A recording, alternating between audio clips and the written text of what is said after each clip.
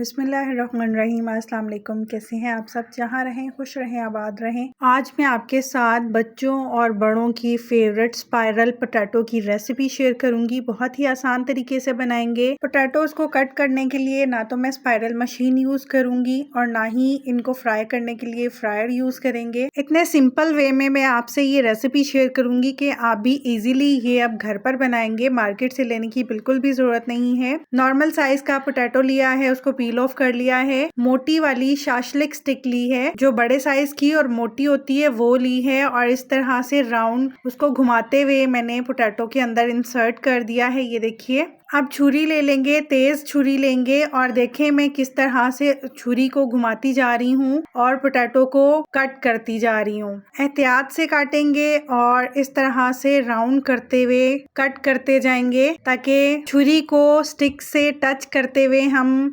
Potato को cut करेंगे, ताकि स्पाइरल जब हम खोलें, पोटैटो स्पाइरल खोलें तो वो क्लियर हो। आप मेरे हाथों की मूवमेंट चेक करें, मैं किस तरह से कट कर रही हूँ। आप भी इजीली कट कर सकते हैं। 1 से 2 दफा आपको थोड़ा मुश्किल लगेगा, लेकिन जब आप इस तरह से राउंड करते जाएंगे और कट करते जाएंगे तो आपको भी ये मेथड बहुत ही इजी लगेगा। इसी तरह से मैं सारा पोटैटो कट कर लूंगी। मैंने वीडियो ना तो स्किप की है और ना ही फॉरवर्ड की है इसको कट करते हुए, ताकि आपको कटिंग का मेथड अच्छे से समझ आ सके। स्पाइरल पोटैटो की सिर्फ कटिंग का ही होता है और इसमें कुछ भी मुश्किल नहीं है। इस तरह से मैंने बड़ी वाली स्टिक से निकाल के 2 बारीक वाली शाशलिक स्टिक्स ली हैं और वो इसमें इंसर्ट कर देंगे, क्योंकि मुझे फ्राई पैन में फ्राई करना है। हमारे पास फ्रायर तो है नहीं इतना बड़ा जैसे मार्केट वाले यूज करते हैं, जो बड़ी स्टिक्स यूज करेंगे, इसलिए मैंने छोटी वाली स्टिक्स में ये स्पाइरल ऐड कर दिया है। अब इसको ओपन कर लेंगे और इस तरह से थोड़ा खोलते जाएंगे ताकि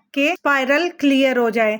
और इसको इस तरह से ओपन करके मैं इसको 10 मिनट के लिए ठंडे पानी में रखूंगी और बाकी के भी मैं इसी तरह से काट लूंगी। जब ठंडे पानी में रखा जाता है तो स्पाइरल हमारा ज्यादा क्लियर हो जाता है। स्पाइरल बनाते हुए आपने नॉर्मल साइज का या छोटा पोटैटो लेना है, ज्यादा बड़ा साइज का नहीं लेना। अब जो स्पाइरल पे कोटिंग की जाती है वो हमने बैटर रेडी करना है। 4 टेबलस्पून भर के मैंने यहाँ पर फ्लावर लिया है, इसको मैंने छान लिया था। 1 टेबलस्पून भर के कॉर्नफ्लोर ऐड करेंगे, half tea spoon salt, half tea spoon oregano, अगर आपके पास नहीं है तो आप स्किप कर सकते हैं, half tea spoon chaat masala, half tea spoon जीरा powder, half tea spoon black pepper. आप स्पाइसेस को अपने टेस्ट के अकॉर्डिंग कम ज़्यादा कर सकते हैं। 1 टीस्पून भर के चिकन पाउडर ऐड करेंगे, इससे बहुत ही अच्छा टेस्ट आता है।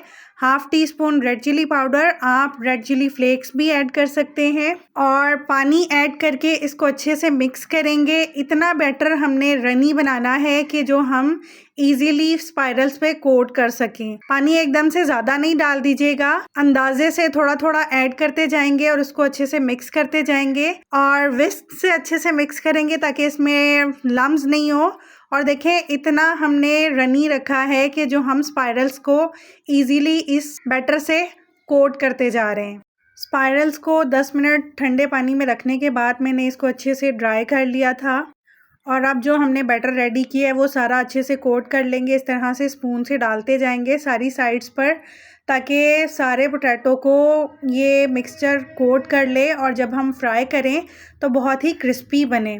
ऑयल को अच्छे से मैंने पहले गरम कर लिया था और फिर मीडियम फ्लेम कर दिया था। हमने इसको लो टू मीडियम फ्लेम पर फ्राई करना है, हाई फ्लेम पर फ्राई नहीं करना, क्योंकि ऊपर जो कोटिंग की है उस पर कलर आ जाएगा और पोटैटो हमारे कच्चे रहेंगे, इसलिए हमें इसको मीडियम फ्लेम पर ही फ्राई करना है। 4 से 5 मिनट एक साइड से फ्राई करेंगे और 4 से 5 मिनट ही दूसरी साइड से फ्राई करेंगे। अच्छा सा गोल्डन कलर आ जाएगा और क्रिस्पी हो जाएंगे तो हम इनको निकाल लेंगे। मार्केट से यही एक स्पाइरल 100 से 200 तक मिलता है, और हमने 100 के पोटैटोज लेके इजीली 4 से 5 स्पाइरल घर पर ही रेडी कर लिए हैं, वो भी बगैर स्पाइरल कटर और बगैर फ्रायर वगैरह के। और इसको सर्व करते हुए मैंने मायो, क्रीम, थोड़ा सा सॉल्ट, ब्लैक पेपर और विनेगर डाल के व्हाइट सॉस रेडी की है वो इस पे डाल देंगे। चिली गार्लिक सॉस और केचप डालेंगे। आपके पास जो भी सॉसेस हैं आप वो ऐड करके इनको सर्व कर सकते हैं।